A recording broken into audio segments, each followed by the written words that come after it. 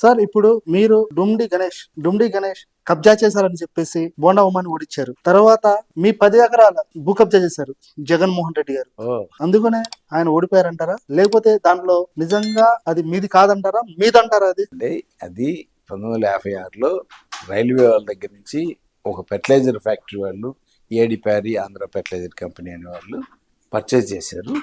Purchase చేసిన తర్వాత పెద్ద ఫ్యాక్టరీ పెట్టారు. పెద్ద ఫ్యాక్టరీ పెట్టారు. దాదాపు 35 సంవత్సరాలు రన్ అయిన తర్వాత ఆ కంపెనీ మూతపడింది. మూతపడి బిఏఎఫ్ఆర్కి వెళ్ళింది. బిఏఎఫ్ఆర్లో ఆక్షన్లో మేము 1986లో 86లో పాడాము. 94లో వాళ్ళు వచ్చేసేసి రిజిస్ట్రేషన్ చేశారు. ఆ తర్వాత ఏమైందనేది మరి అదే హెలిపైడ్ పెట్టారని, అలానే మా పిల్లలు చూసుకుంటున్నారు అదంతా కూడా. మా పిల్లలు ఏదో నోటీస్ ఇచ్చారని, ఆ నోటీస్ ఇచ్చినంత మాత్రాన నోటీస్ తీసుకొని మాకే వ్యతిరేకంగా చేస్తారా అని చెప్పేసి వైసీపీ వాళ్ళు దాన్ని 22A కింద పెట్టేసేసి గవర్నమెంట్ ల్యాండ్ అని చెప్పేసి ఆ డేట్ నుంచి మా వాళ్ళ పేర్లు తీసేసి గవర్నమెంట్ ల్యాండ్ కింద పెట్టి వాడుకున్నారు. దానివల్ల ఓడిపోయారని చెప్పలేదు నేను జగన్మోహన్ రెడ్డి గారు. నాదేదో కబ్జా చేసినంత మాత్రాన ఎంత పిల్లలు చూసుకుంటున్నారు. అట్లానే చంద్రబాబు నాయుడు గారు దయవల్ల 22A చంద్రబాబు నాయుడు గారు కూడా ఒక బహిరంగ సభలో, కర్నూలు బహిరంగ సభలో కూడా ఇలా 10 ఎకరాలు కబ్జా చేశాడు. అవునండి. నెక్స్ట్ వచ్చేసి మొన్న అసెంబ్లీలో కూడా ప్రస్తావించారు. మీరు ఇది చంద్రబాబు నాయుడు దృష్టికి తీసుకెళ్లాడా, లేకపోతే ఆయనే కావాలని చెప్పారా? లేదండి, ఆయన చేయటం కాదు. మా పిల్లలు చూసుకుంటున్నారు కాబట్టి మా పిల్లలు వెళ్ళి ఆయన కలిసి ఉంటారు. రికార్డ్ అంతా కూడా ఆయన చూపించుంటారు. లేదా అంత క్లియర్గా మరి నేను కూడా చూశాను అసెంబ్లీలో మాట్లాడింది, ఇట్లా కర్నూలు మీటింగ్లో మాట్లాడిన చాలా హ్యాపీగా ఫీల్ అయ్యాయి. ఎందుకంటే నా పిల్లల భూమి నా పిల్లలకి వస్తుంది అనే ఉద్దేశంతో. అంతే తప్ప నేను దాన్ని పోవటం వల్ల జగన్మోహన్ రెడ్డి అదేదో కబ్జా చేయటం, నాది కబ్జా చేశాడు కాబట్టి ఉమాని ఓడించాను, ఉమా ఓడిపోయాడు గణపతి స్వామిని, అట్లానే నాది కబ్జా చేశాడు కాబట్టి జగన్ ఓడిపోయాడు అని చెప్పి అనుకోవటం కాదు. జగన్ ఓడిపోవడానికి 1,00,000 కారణాలు ఉన్నాయి ఈ రాష్ట్రంలో. 5 సంవత్సరాల పరిపాలనలో చాలా చాలా కారణాలు ఉన్నాయి కాబట్టి ఆయన ఓడిపోయాడు తప్ప అదేదో ఎల్ఫైడ్ సంబంధించింది ఆ సైట్ గురించి ఓడిపోయాడు అని చెప్పడం కరెక్ట్ కాదు. ఓకే, మీరు అంతకుముందు 2014, 19 కానివ్వండి, 19కి మీరు వైఎస్ఆర్సీపీకి సపోర్ట్ చేశారు. నేను వైఎస్ఆర్సీపీకి చేయలేదండి. ఓన్లీ బోండా ఉమామహేశ్వరరావు గారిని ఓడించడానికి కోసం మల్లాది విష్ణుని గెలిపించాను తప్ప ఒక్కరోజు కూడా వైఎస్ఆర్ పార్టీకి సంబంధించినటువంటి జెండా కూడా భుజాన్ని వేసుకోవాలి. ఎందుకంటే మాతో పాటు ఉన్న వాళ్ళంతా కమ్యూనిస్టులు, నాతో పాటు తిరిగిన వాళ్ళంతా. అట్లనే సెంట్రల్ నియోజకవర్గంలో మరి మాకున్న బలం అలాంటిది. ఎందుకంటే ఒకసారి 94లోనే ఇండిపెండెంట్గా పోటీ చేసి ఎంతో 30,000 ఓట్లు సంపాదించుకున్నాం. మరి 4 పార్టీలు 5 పార్టీలు కలిపినా కానీ ఆ ఓట్లు రాలేదు. కాబట్టి మేము కేవలం బోండా ఉమాని ఓడించడానికి మల్లాది విష్ణుని గెలిపించాను తప్ప ఎక్కడ కూడా జిల్లాలో నేను ఎక్కడా తిరగలేదు.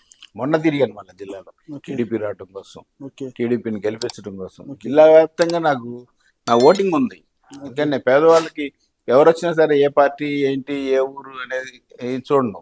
ఎవరు ఏ అవసరానికి వచ్చినా సరే, ఏ సమస్య పరిష్కారానికి వచ్చినా సరే పరిష్కరించడం, అట్లనే వాళ్ళ సమస్యలకి తీర్మానం చేయటం నా బాధ్యతగా నేను కమ్యూనిస్ట్గా నేను చెప్పుకుంటాను. ఓకే, మీరు ఒక ఆఫీస్ పెట్టేసి ప్రజలకి సేవ చేయాలని తాపత్రయంతో ఉన్నారు. అవునండి. ఒక జడ్జి, ఒక ఉన్నత స్థాయి జడ్జి, రిటైర్డ్ జడ్జి ఆధ్వర్యంలో ఆ జడ్జి ఎవరు, అసలు ఆ సెటిల్మెంట్ ఆఫీస్ పెట్టడానికి కారణాలు ఏంటి? నిజంగా కొంతమంది అంటున్నారు కోగంటి సత్యం డబ్బులు దోచుకోవడానికి ఆ ఆఫీస్ పెడదామని చెప్పేసి అనుకుంటున్నారు. కొంతమంది అంటున్నారు ఆయన సేవ చేయడానికి అని చెప్పేసి మీ అనుచరులు అంటున్నారు. అది డబ్బు దోచుకోవడానికా, సేవ చేయడానికా? అమ్మవారి సాక్షిగా డబ్బు దోచుకోవడానికి మాత్రం కాదండి. ఎందుకంటే నేను ఇప్పటివరకు కూడా 50 సంవత్సరాల నుంచి మా అన్నదమ్ములు కానీ మేము కానీ పంచాయతీ చేసాం కానీ అమ్మవారి సాక్షిగా ఎవరి దగ్గర కూడా ₹1 కూడా డబ్బులు తీసుకోలేదండి. డబ్బు దోచుకోవడానికి కాదు, పరిష్కారం చేయడం కోసం. ఎందుకంటే లక్షలాది కేసులు, కోట్ల కేసులు కోర్టుల్లో పెండింగ్లో ఉన్నాయంటే వెనకటి రోజుల్లో రచ్చబండి కార్యక్రమంలో పంచాయతీలు జరిగాయి కాబట్టి ఇన్ని కేసులు పెండింగ్ ఉండేవి కావు. కానీ ఈరోజు ప్రైవేట్ వాళ్ళు కూడా పంచాయతీ చేయొచ్చు అని చెప్పి, అది పంచాయతీలు అంటే లోక్ అదాలత్, అది పంచాయతీల కింద లెక్క కదా, ప్రైవేట్ పంచాయతీ కింద లెక్క కదా.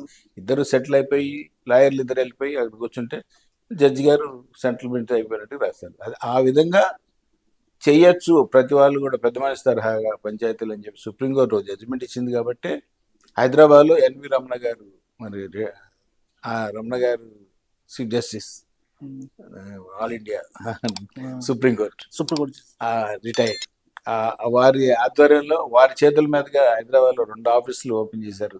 చాలా సంతోషించాను. అట్లా ఆనెస్ట్ ఆఫీసర్స్ కానీ, ఆనెస్ట్ రిటైర్మెంట్ అయిన వాళ్ళని, కొంతమందిని పోలీస్ ఆఫీసర్లని, కొంతమంది మ్యాజిస్ట్రేట్లని, కొంతమంది జడ్జిల్ని, ఇలా కొంతమందిని పోగు చేసి కనీసం ఒక 50 మందినన్నా పోగు చేసి మనం కూడా అలాంటి ఆఫీస్ ఒకటి పెట్టి ఇక్కడ కోగంటి సత్యంతో ఈ సెటిల్మెంట్లు మార్చిపోకూడదు. ఈ కోగంటి సత్యం పేరు మీద ఈ ఈ సెటిల్మెంట్లు అనేది న్యాయంగా జరగటం కోసం అది కంటిన్యూ అవ్వాలి అనే ఉద్దేశంతో నేను ఒక 50 మంది కోసం ట్రై చేస్తుంటే ఇప్పటికి నాకు 15 మంది ఆనెస్ట్ ఆఫీసర్లు కానివ్వండి, ఆనెస్ట్ రిటైర్ అయిన వాళ్ళు ఇరిగేషన్లో, అట్లానే పోలీస్ డిపార్ట్మెంట్లో కానివ్వండి, కొంతమంది జడ్జెస్ కానివ్వండి, మ్యాజిస్ట్రేట్లు కానివ్వండి, 15 మంది వాడి వరకు దొరికారు. ఇంకా తతిమావుల కోసం కూడా చూస్తున్నాను. 50 మంది ఏ రోజు పోగైతే ఆ రోజు నా ఎన్వి రమణ గారి దగ్గరికి వెళ్ళి, ఎందుకంటే 94 నుంచి ఆ వారితోటి సన్నిహితంగా ఉండేవాళ్ళం అప్పుడు.